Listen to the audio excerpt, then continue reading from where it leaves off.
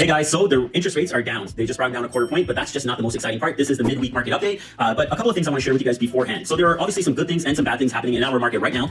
That's obviously affecting the real estate market. A couple of the positive things, maybe positive things, I want to share with you guys just in quick point form notes is that the federal government has allocated $13 billion to a housing agency to build affordable housing. I'm not sure how that's going to turn out. They might look like tin cans, but we'll see how that goes. And it's a very loose plan at this point right now, so there's not a lot of details about what they're going to do. There's a lot of purpose-built rentals that are coming up right now as well, mainly located around like existing transit communities. We've seen that a lot in Pickering right now as well, where you got the Viewpoint 1 and 2 that are coming out of the ground. Universal City has been doing their thing, and PCC's got some really good momentum behind it and some awesome value there as well. The other thing also is that our GDP exports are actually growing, and I guess thankfully Canada has been working with other countries like European countries and China and whatnot, and we've seen our exports almost month over month increase with them. Is it anything that's going to offset what the trade partnership was with the US? No, but over time, hopefully that is going to start to offset it and help us diversify our dealings. So maybe in the future, if we encounter something like this with one country, it may not affect us as much as it has right now. So hopefully we are taking this as a big learning curve right now and starting to work with other countries. And obviously that's going to help us kind of stabilize everything, right? It's going to be from your job to your housing to your investments and everything. So it's all around thing, and it's a good diversification for a country to be doing, I think. Also with the immigration and population growth, it seems like we have that under control. Maybe it's just that they don't want to come here anymore because they have heard bad stories, but either way, it's getting a lot more under control at this point. So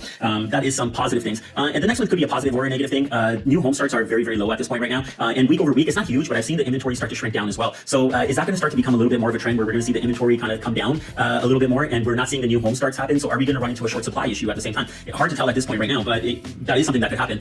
Cost of borrowing is coming down, so that is something to kind of watch out for at the same time. I don't want it to, we don't really want to see consumer spending get out of hand and kind of bump up that inflation at the same time. Obviously, our inflation is an issue, and just overall, even our unemployment has become an issue. 7.1% right now, highest it has been outside of the pandemic. A lot of this is associated with auto manufacturing and construction overall. I believe in Canada overall, we have like north of like 500,000 or 600,000 jobs that are affected by construction alone, and maybe around 200,000-300,000 in the auto industry. So it's like a million jobs right there. That's kind of what's happening in the market. And in terms of like our week over week updates, inventory is still down almost 1% by another 250 units across the GTA. We are still higher than where we were last year, about 16.6%, and from January 1st now, it's still 96% higher, which is like 14,000 units.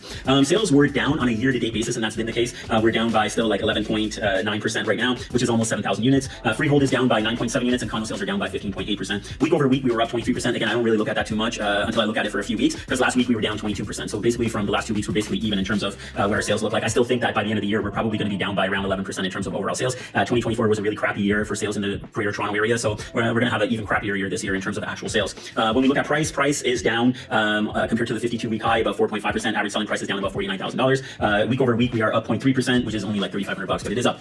I would say finally, I would say that the market is stabilizing. It's not surging, it's not crashing. It just seems like we are kind of stabilizing. Obviously, we're going to monitor closely, even with the interest rate decrease that happened today already, another quarter point. Bank of Canada tone is that, hey, we'll see how it goes, but don't expect too much more, especially because of our inflation and our unemployment. So hopefully this helps you guys out. If you guys have any questions, feel free to shoot me a DM. Happy to answer your questions. Take care. Bye.